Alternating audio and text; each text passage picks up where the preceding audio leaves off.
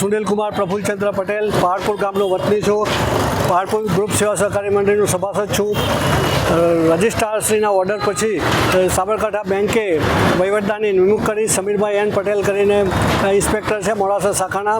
તે 6 તારીખે અમારી મંડળી પર આવી અને સેક્રેટરીને ટેલિફોનિક વાતચીત કરતાં 2-3 દિવસ એમને તપાસ કરી ના આવતા 6 તારીખે અમારી મંડળી પર આવી પંચનામા કરી મંડળીના અને ગોડાઉનના તાળા મારી દીધા.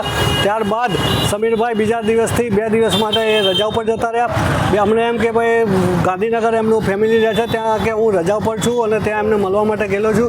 ત્યારબાદ આજે અમને એમ હતું કે આજે 9 તારીખ થઈ એટલે એ વહીવટ લેવા માટે ફરી સેક્રેટરીશ્રીનો સંપર્ક કરીને આવશે. એમને આજે પણ હું ટેલિફોનિક 2-3 વખત ફોન કર્યા, અમને ફોન ઉઠાવ્યા નથી. અને અહીંયા પછી અમે સાબરકાંઠા બેંકની મોડાસા શાખામાં આવ્યા. મોડાસા શાખામાં આવ્યા બાદ મેનેજરશ્રીને પૂછતાછ કરતાં એમને જણાવ્યું કે ભાઈ સમીરભાઈને કોઈક કંપનીની મિટિંગ છે તો એ લોકો લોણાવાલા જલસા કરવા માટે ગયેલા છે અને અમારી મંડળીને તાળા મારી અને એ લોકો આ રીતે બહાર ફરતા હોય અને અમારી મંડળીને પારાવાર નુકસાન થાય છે. અમને એમ કે ભાઈ બેંક છે અને વહીવટદાર નિભાઈ ગયો છે એટલે જલ્દીથી આની કાર્યવાહી થશે, ચાર્જ લઈ લેશે અને આગળ કાર્યવાહી થશે.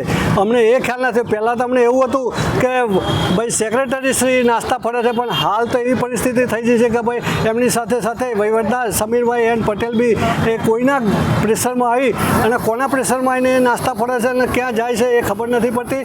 ખરેખર એક જવાબદાર વ્યક્તિ તરીકે આ રીતે જગા છોડી અને મંડળીને સભાસદોને નુકસાન કરે છે એ વસ્તુ બિલકુલ યોગ્ય નથી.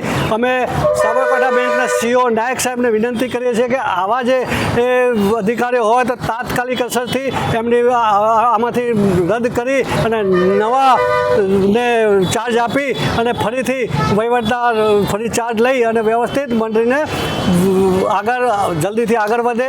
પણ અમને સૂત્રો દ્વારા એવું જાણવા મળ્યું છે કે આવતીકાલે અમારી મંડળીનું નોમિની કોર્ટમાં કેસ ચાલુ હોવાથી કાલે મુદત છે એટલે આ લોકોએ એમને ઇરાદાપૂર્વક સેક્રેટરી અને આમને પ્રેશર કરીને હવે મોડાસા તાલુકામાં આ રીતની પ્રેશર પોલિટિક્સ ચાલુ થઈ ગઈ છે અને પોતાની સહકારીની સત્તાઓ ટકાવવા માટે આવા ખોટા ધતિંગ કરીને આ તો ઠીક છે, પાલપુર મંડળીની આવી તો અનેક મંડળીઓને આ રીતે નુકસાન આ લોકો કરી રહ્યા છે.